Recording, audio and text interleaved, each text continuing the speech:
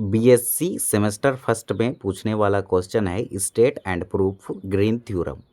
तो ग्रीन एक के मैथमेटिशियन का नाम था, ठीक है। वो एक थ्योरम दिया था, एक नियम दिया था, रूल दिया था, उसे हम पढ़ेंगे। स्टेटमेंट पढ़ेंगे सबसे पहले इसकी। If M comma N, where M और एन दो फंक्शन होंगे और वो फंक्शन हमारा इन्वर्स ट्रिग्नोमेट्री फंक्शन हो सकता है, लोगरिथमिक फंक्शन हो सकता है, अलजेब्रिक या फिर एक्सपोनेंशियल कोई भी एक, या फिर पॉलिनोमियल कोई एक फंक्शन होगा।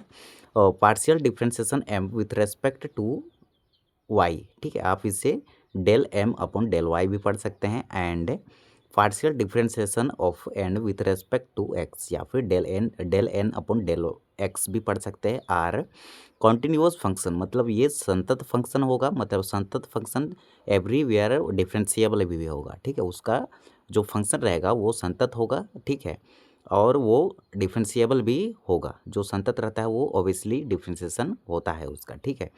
Over a region R bounded by closed curve, curve मतलब एक वक्र होगा, ठीक है, जो कि बंद रहेगा, मतलब बाउंडेड रहेगा। सी इन एक्स वाई प्लेन, देन मतलब एक्स और वाई केवल दो ही प्लेन होंगे, जैसे कि आप यहाँ पर देख सकते हैं। ये एक्स प्लेन है, एक वाई प्लेन है। यहाँ पे केवल 2D की बात होगी, 2 डायमेंशनल। अगर 3 डायमेंशनल होती तो वो स्टोक थ्योरम में पढ़ते हैं, ठीक है। यहाँ पर एक वाई एक्सिस भी, जेड एक्सिस अदर लेते, लेकिन यहाँ पर हमें ज़रूरत नहीं है, ठीक है। तो ये integration over the curve M D X plus N D Y, मतलब दोनों फंक्शन का एम डी एक्स और N D Y equal to double integration over a region R partial differentiation N upon में डी एक्स माइनस में partial differentiation M divide by Y equal Y D X D Y.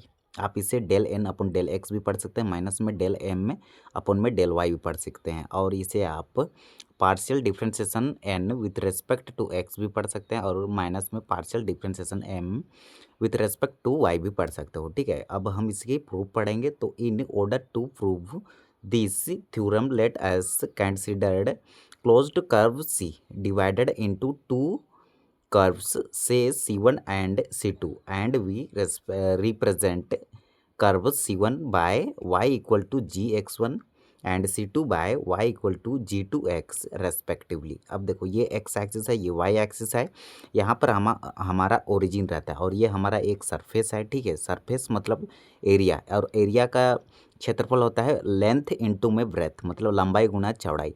तो दोनों के लिए हम double integration दिए हैं, ठीक है। और इसका जो डेफिनेशन जो होता है, ये सिंगल इधर रहेगा हमारा एक कर्व, ठीक है, और इधर इंटीग्रेशन की बात हो रही है डबल इंटीग्रेशन, क्योंकि हमारा एरिया में आ जाता है लेंथ ब्रेथ दोनों आ जाता है, ठीक है, लंबाई और चौड़ाई दोनों आ जाता है। तो ये कर्व C1, ये कर्व C2 लेंगे, इससे y इक्वल टू gx1 लिए हैं और y इक्वल टू g2x लिए हैं, ठीक है। वही चीज़ हम इधर लैंग्वेज में लिखे हैं, ठीक है। फिर हम लेंगे now form right hand side. अब राइट हैंड साइड लेंगे double integration for a region R partial differentiation M with respect to Y D X D Y. ये डी एक्स फर्स्ट फंक्शन का है और ये डी वाई सेकेंड फंक्शन का है।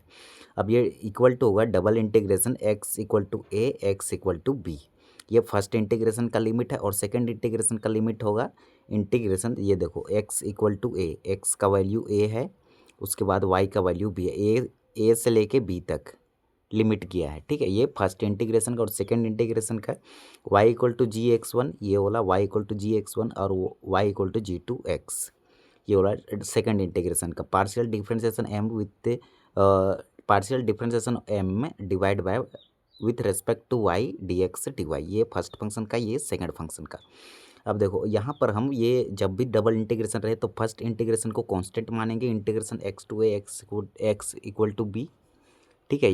First function को हम कांस्टेंट मानेंगे, वो एज इट इज रहेगा। अब देखो, अब ये कैपिटल इसकी इंटीग्रेशन करेंगे तो integration A to B F of X D X, इसकी इंटीग्रेशन क्या होती है कैपिटल एफ ऑफ एक्स, ठीक है। और लिमिट को हम बाहर निकाल लेते हैं तो सेम वही चीज़ लिखें एम एक्स को वाई, और लिमिट को हम बाहर निकालने के Y equal to G two X और Y equal to G one X. ये होगा equal to integration X equal to A X equal to B M. फिर यहाँ पर डालेंगे अपर लिमिट, हम जानते हैं ना एफ बी माइनस में एफ ए होता है। तो अपर लिमिट डालेंगे तो हमें मिलेगा यहाँ पर M X G two X minus में X G one X D X. अब देखो ये डी एक्स जो है इसमें भी लगेगा इसमें भी लगेगा, तो यहाँ पर integration X equal to B M X one G two X D X, ये वाला डी एक्स इसमें भी लगाएंगे, फिर ये लिमिट और इसमें भी लगेगा इसमें भी लगेगा, लिमिट सेपरेट हो जाती है तो ये इसमें लगेगा इंटीग्रेशन ए टू बी, ठीक है। फिर एम, ये वाला एम, फिर ये जी वन एक्स और एक्स वन, ठीक है, ये एक्स वन और ये जी वन, फिर ये डी एक्स यहाँ पर भी लगेगा। अब देखो यहाँ पर हम एक प्रॉपर्टीज़ पढ़े हैं, integration A to B F of X D X equal to क्या होती है, यदि हम यहाँ लिमिट चेंज करेंगे बी टू ए लिखेंगे तो ये F of X D X हो जाती है।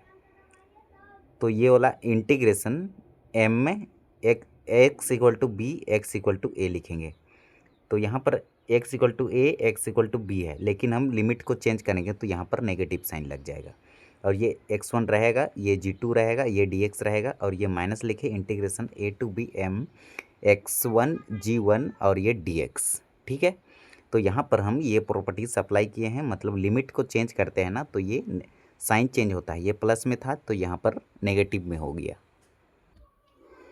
अब देखो वही चीज़ को हम नेक्स्ट पेज में लिख लिए हैं, minus integration B to A M X G two D X minus में integration A to B M G one X one G one D X. अब देखो यहाँ पर माइनस हम कॉमन ले लिए, ठीक है, जहाँ पर भी माइनस कॉमन लेते हैं तो साइन चेंज होता है, तो ये देखो ये माइनस में था तो ये प्लस में होगा, integration A to B M X one G one D X. अब देखो ये माइनस में है तो ये प्लस में हो जाएगा, इंटीग्रेशन बी टू ए, ये B to A M X one G two D X. अब देखो यहाँ पर ये माइनस रहेगा। अब देखो ए टू बी ये है कर्व सी, तो इंटीग्रेशन सी वन लिखेंगे। अब ये कहाँ से लिखे हैं, तो देखो यहाँ इधर पेज में हम दिखा देते हैं। तो देखो ए टू बी ये सी वन है और ये हमारा सी टू जो है हमारा इधर देखेंगे इसमें बी टू ए जो होगा ये होगा हमारा integration C two curve two M में X one G two D x.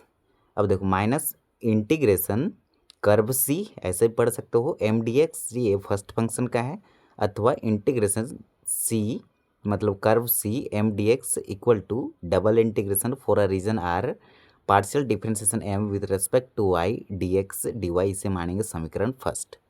Similarly और integration curve C and D Y equal to minus double integration for a region R partial differentiation N with respect to D X, या फिर del N upon में del X भी पढ़ सकते हो D X D Y.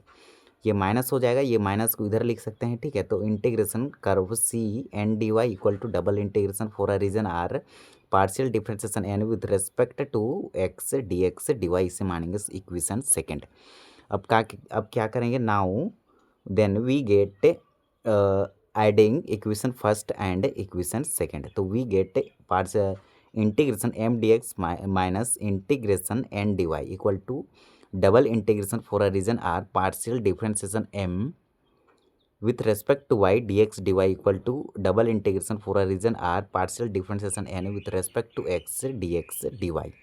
और यही चीज़ हमें प्रूव करनी थी, ये होती है हमारी integration M D X closed surface है, ठीक है, closed surface integration M D X equal to closed surface integration N D Y equal to double integration for a region R partial differentiation N upon में D X minus partial differentiation M with respect to Y D X D Y, या फिर इसको del N upon del X minus में del M upon del Y भी आप पढ़ सकते हैं। तो ये होगी हमारी आंसर।